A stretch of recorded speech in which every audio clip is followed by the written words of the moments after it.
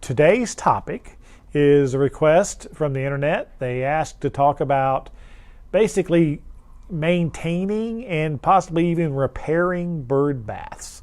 A great topic. If you've watched any of my videos in the past, you know that I am a big proponent of how important it is to provide a clean, dependable source of water for your birds. It is the limiting factor a lot of times. Now, yes, there are periods when there's water available to them, but during harsh stretches, especially hot summers and really freezing cold winters, bird baths are essential. And there are obviously many different kinds of bird baths on the market.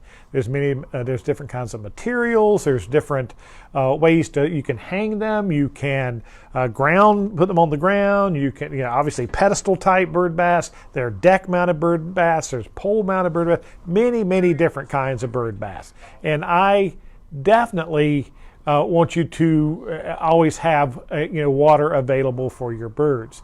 Now, the question really was all about, how do you maintain the bird bath? How do you keep it clean? What are the best ways to manage it? Well, remember, first, a good bird bath is a shallow bird bath.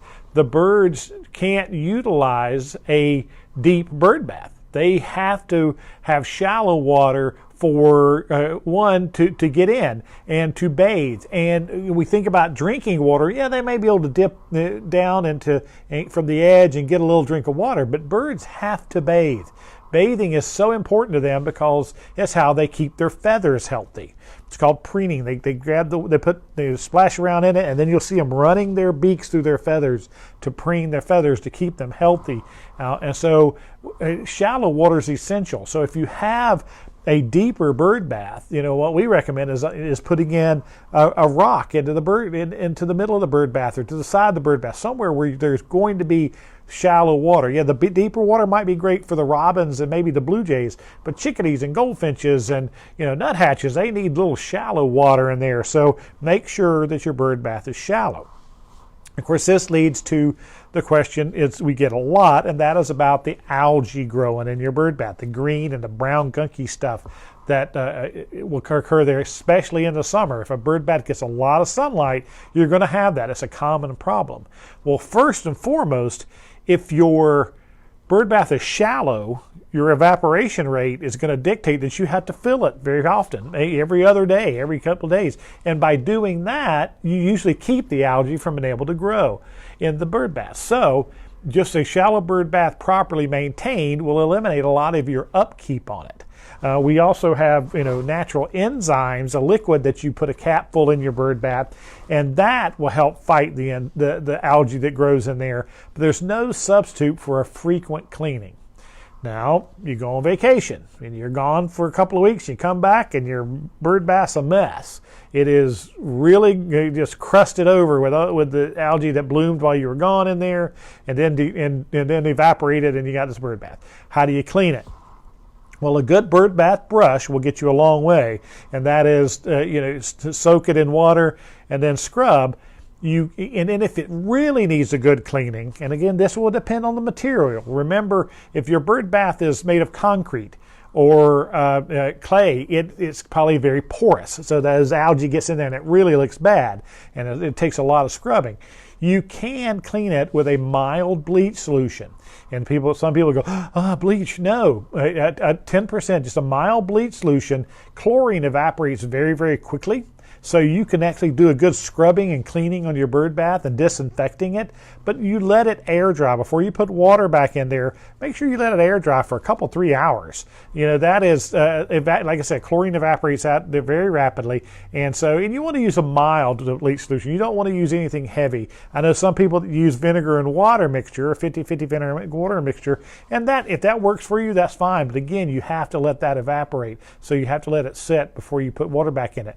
It might be good to do it at late in the day and then fill it in the morning. Let it sit overnight and let that evaporate out of there and all the scent get gone out of it. But a good clean bird bath is so important. And remember, shallow, shallow, shallow. Now, one of the most common questions that we get too is, somebody comes in and says, I bought a beautiful concrete bird bath. Now it's cracked. And now how do you repair it? How do I fill that crack safely for birds? And that's a thing I've struggled with for a long time. So I did some fairly extensive research on this. And what I found was silicone caulk. But here's a caveat. It can't just be, any grade of silicone caulk. It has to be actually endorsed by the FDA or the USDA. So basically, it has to be cleared. If you were to drink water from that yourself, that is somewhere it's been treated with this silicone caulk that's approved by them, it should be okay for humans to drink. Therefore, it's okay for birds to drink. Now, the other part of that is that you really need to let it cure for at least 48 hours. So if you have a crack in your bird bath and you take and you fill that caulk through there and then you spread it out nice and thin with a putty knife, you still have to let that cure. You have to let it before you put water back in it. So at least 48 hours, a couple of days before you fill that back with water again. So it'll dry and harden, but it should be safe for your birds if you use. And remember, I went to one of the big box hardware stores today, and I could not find any that were approved by the FDA or the USDA. I found it online, but so if you really need to do it, it's worth taking the extra time and finding the right kind of caulk to fix your bird bath. Of course, if you buy a bird bath of material that doesn't crack, like metal or the granite bird baths, you don't have to worry about that. But the other safety part of this is if you have a glass bird bath or a concrete bird bath or a clay bird bath, definitely pull them in the winter months.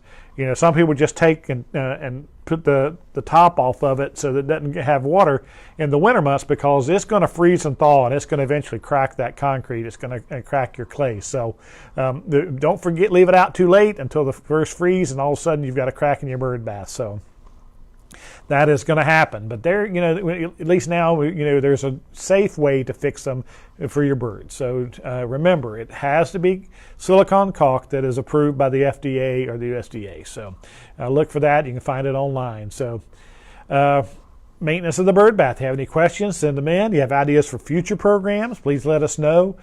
Give us a like, give us a share. If you're watching on YouTube, please subscribe to the channel. That helps us out a lot. So until then, come by, let's talk birds.